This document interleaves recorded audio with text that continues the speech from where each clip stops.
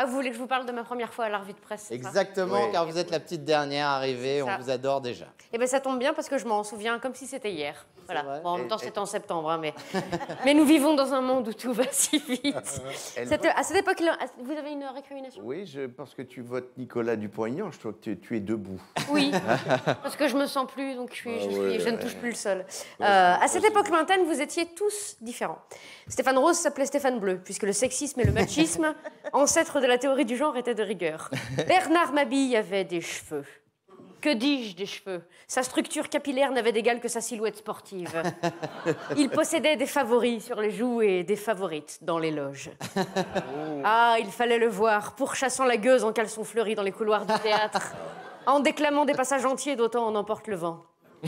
Walter venait à peine de venir au monde, mais il portait déjà un gilet. Et que dire de Philippe Chevalier, dont les portraits d'invités étaient déjà aussi décousus que son jean. De Jérôme, qui n'avait pas de particules, car autant jadis, de ma première revue de presse, la chasse aux nobles faisait rage dans les rues de la capitale, il cachait donc ses origines, à l'instar d'un Benalla, empruntant au grand Alexandre son prénom, espérant au passage en acquérir la grandeur, mais découvrant avec déception qu'on ne peut pas mettre des fleurs dans un anus et appeler ça un vase. Oh non! C'est dégueulasse, là. Ah non, alors là... Ah non, on n'en sort pas, hein. Là, ça glisse, hein. Ah oui, c'est terrain glissant. Et moi, qu'étais-je, jouvencelle parmi les patriarches, C'est vrai. catapultée au pays des tontons flingueurs de la vanne, pucelle effrayée par la verve, la verve.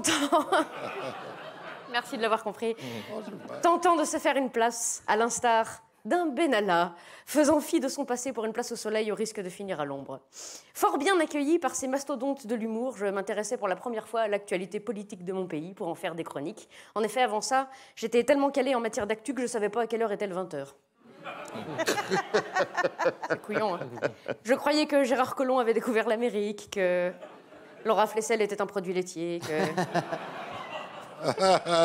Richard Ferrand était maréchal et que Marlène Schiappa était constipée. C'est vrai, ça.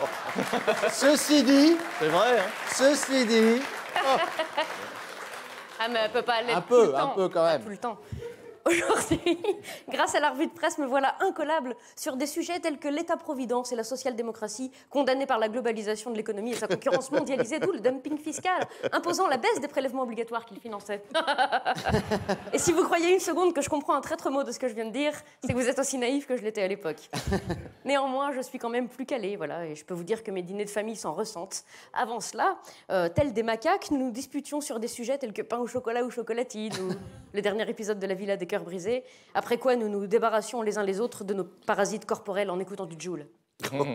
Aujourd'hui, je leur parle de Brexit, de référendum d'initiative citoyenne, des foulards rouges et du mépris des classes inférieures. Les deux vont de pair. Bon, j'avoue qu'ils comprennent que dalle à ce que je raconte, hein. Ils me regardent avec des grands yeux. On dirait les enfants se mettent devant le notaire. Et je dois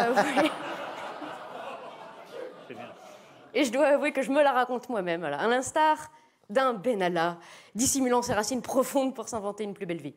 Que dire de cette nouvelle famille qui m'accueillit en son sein? Ah, moi qui n'ai pas la chance de fréquenter mes grands-parents, qui ont élu domicile au boulevard des Allongés il y a bien longtemps, je découvre les joies du contact avec la personne âgée. Dis donc. Ces joyeux lurons qui m'offrent... Hein. qui m'offrent, en plus de leurs conseils et de leur bienveillance, des chocolats, des Werthers originales, et vont parfois jusqu'à me glisser dans les poches des bifetons de 5 € en chuchotant « Ce sera notre petit secret !» J'imagine tellement, Jacques, ça sera notre petit secret. Et que dire de ce public magnifique, aux tenues incroyables, aux bretelles étincelantes. Ce public si fidèle que parfois j'observe discrètement et que je vois rire, sourire, réfléchir et dormir parfois parce qu'il se sent bien. Que dire de tous ces magnifiques invités dont pour certains j'ignorais l'existence il y a quelques jours. Longue vie à cette revue de presse. J'espère être là lors de la 300e, la 500e, la 1000e et peut-être qu'alors une jeune chroniqueuse insolente et qui parle un peu trop vite fera mon portrait. Nous ferons l'actu, nous aurons comme invité le ministre de la Culture, Cyril Hanouna. La préposée à l'accueil des migrants, Marion Maréchal Nous voilà Le Pen. le ministre de l'égalité homme-femme de ménage, Dominique Strauss-Kahn.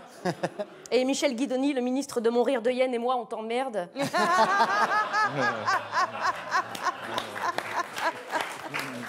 Ça a été rajouté, c'est bien. Nous recevrons également pour l'ensemble de son œuvre Michel Drucker, qui sera toujours là, éternellement présent et en pleine forme. Toujours, on l'embrasse. Merci en tout cas de m'avoir fait une place parmi vous. Je vous observe, je vous écoute, j'apprends beaucoup, je rigole encore plus. Je suis fière de faire partie de votre équipe. Vive la revue de presse, vive la République et vive la France! Et vive Élodie Pou!